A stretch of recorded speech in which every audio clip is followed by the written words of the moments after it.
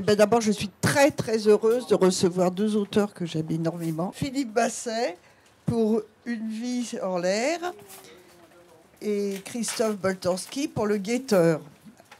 Alors, comme ce sont des très grands amis, ils ont eu envie, et je trouve ça très bien, de venir ensemble et de lire chacun des extraits du livre de l'autre. C'est deux auteurs que j'aime énormément. Donc ça, c'est le deuxième livre de Christophe. Christophe parle des femmes de sa vie, sa grand-mère et maintenant sa mère. Ben écoutez, là, je vais vous passer dans l'autre sens ce coup-ci. C'est Christophe dira deux mots de son livre. Toi, tu diras deux mots après. Alors, je pense que Philippe et moi, on a quand même un point commun, c'est le goût, qui peut même confiner à l'obsession, des espaces. Tu es d'accord jusque-là. Et alors, sauf que dans ton cas, ce sont plutôt des espaces ouverts, des friches, des no man's land. Enfin, il y a quand même quelques caves du Vatican qui se baladent, ou des lignes de fuite, comme dans Une vie en l'air. Et moi, c'est plutôt des espaces fermés et plus petits. C'est des immeubles avec plein de voisins et qui sont un peu inquiétants, des appartements ou parfois même une cache. Et donc, toi, en fait, c'est quand même, je pense, plus sympa de t'accompagner. Toi, tu t'évades et moi, je m'enferme. Oui, ça, oui, c'est vrai. C'est vrai. Ah, c'est absolument vrai. Pardon, tu veux comment... Oui, c'est vrai. Non, mais oui, c'est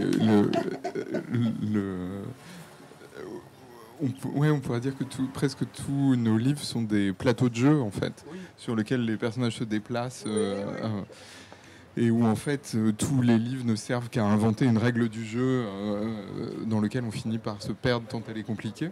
Mais l'autre truc qu'on fait tous les deux, et c'est vrai de manière complètement obsessionnelle, c'est que on fait que des enquêtes, en fait. Est-ce qu'on... Par ailleurs, on a été tous les deux journalistes. Est-ce que... Et la littérature, c'est le seul endroit où on peut faire des enquêtes qui n'aboutissent pas, voire qui sont des échecs complets, qui sont toutes des échecs. Et c'est vraiment le contre-champ du travail de journaliste. On est toujours obligé de revenir avec quelque chose, avec des résultats, de trouver un truc, etc. Là, on peut construire des machineries hyper compliquées qui échouent lamentablement, et sur des sujets en plus qui n'intéressent que nous. On est... Non, quand même. Philippe, t'exagères. Ouais, non, mais il y a la joie vraiment libératrice quand on a passé une bonne partie de sa vie à vendre des sujets à un rédacteur en chef, de s'engager dans quelque chose, dans une voie pleine de périls et sans issue. En fait. Et je pense qu'on a aussi en commun. Moi, je suis un grand enfant et quand même, on est habité par le monde de l'enfance, je pense. Et les enfants, je pense, se différencient des adultes dans le sens où ils adorent jouer avec les différences d'échelle. En fait, les enfants sont comme les mathématiciens, ils adorent les objets fractals qu'on peut appréhender par différentes dimensions. C'est-à-dire que c'est transformer une petite pièce en un tapis en océan,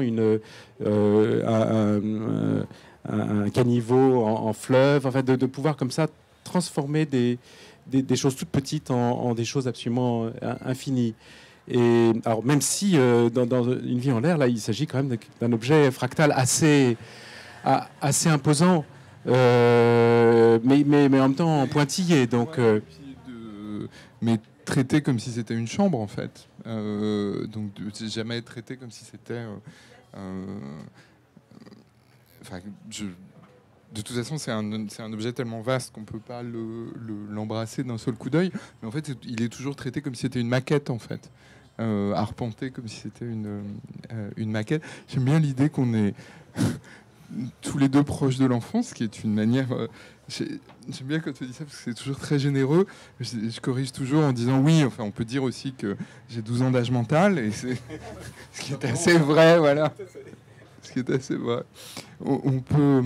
Moi, j'avais envie de lire Absolument.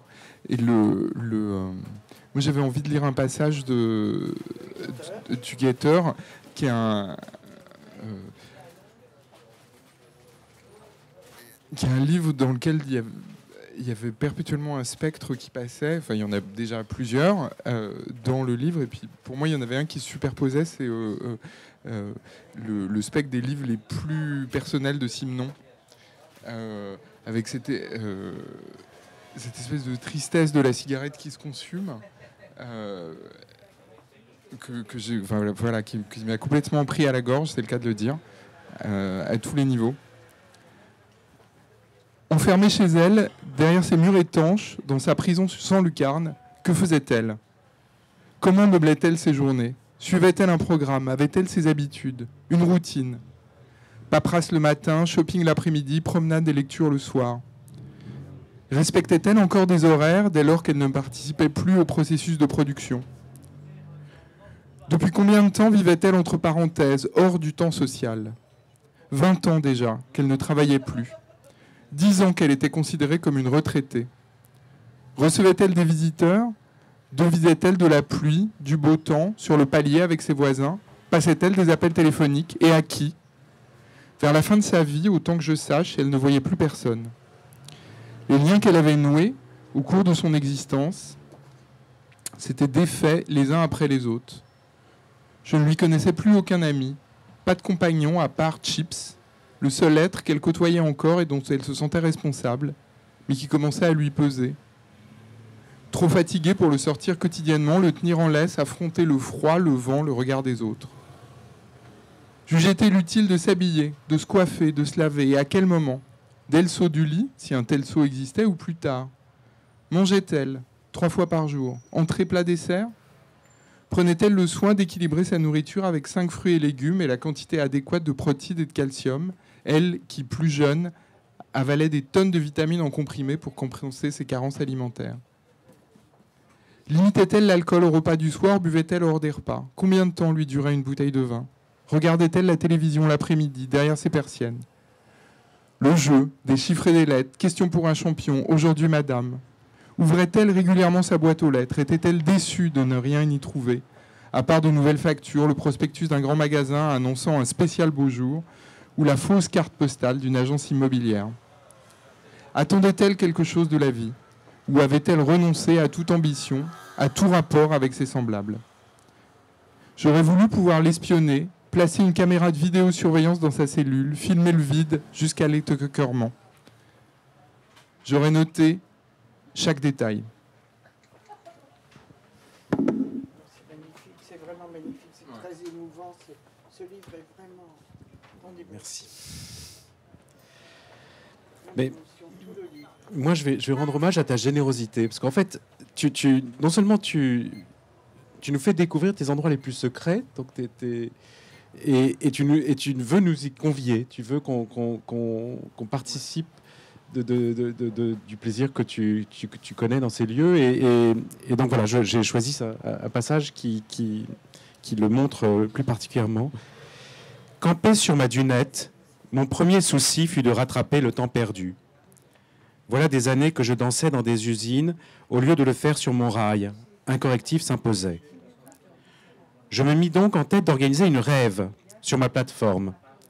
J'allais trouver, rue de la République, le seul disquaire orléanais à proposer de la musique électronique et lui exposer mon idée. C'était un jeune homme roux, régnant sur une petite boutique encombrée de bacs à disques. Il m'écouta les bras croisés sans jamais se départir d'une expression de défiance. Je sortais de nulle part, je n'étais pas un client et, plus vieux que lui, j'étais inconnu sur le circuit des fêtes locales. Bref, j'étais suspect. J'avais tablé sur mon enthousiasme, souvent communicatif, pour le gagner à ma cause. Mais, plus je m'échauffais, moins mon interlocuteur semblait conquis. M'objectant, entre autres, la fragilité de la structure.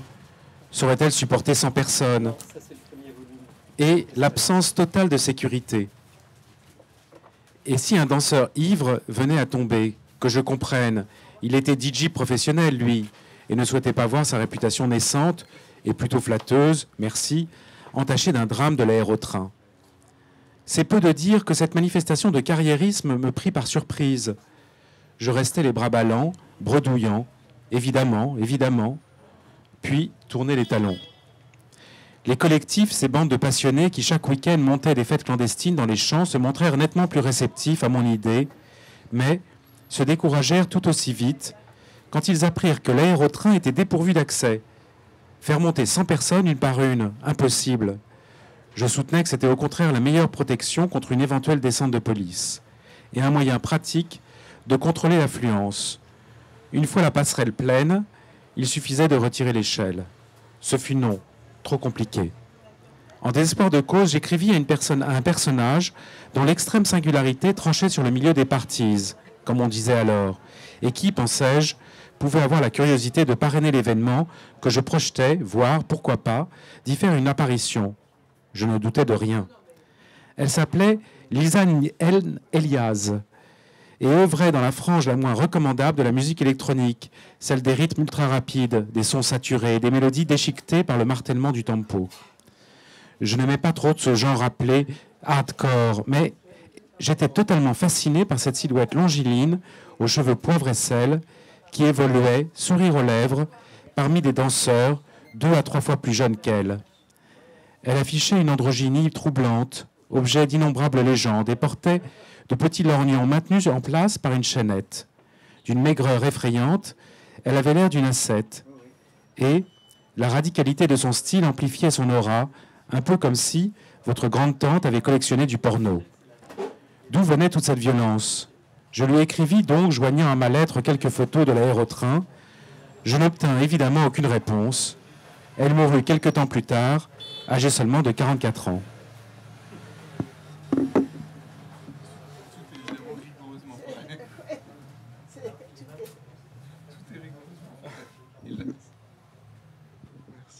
Merci Christophe.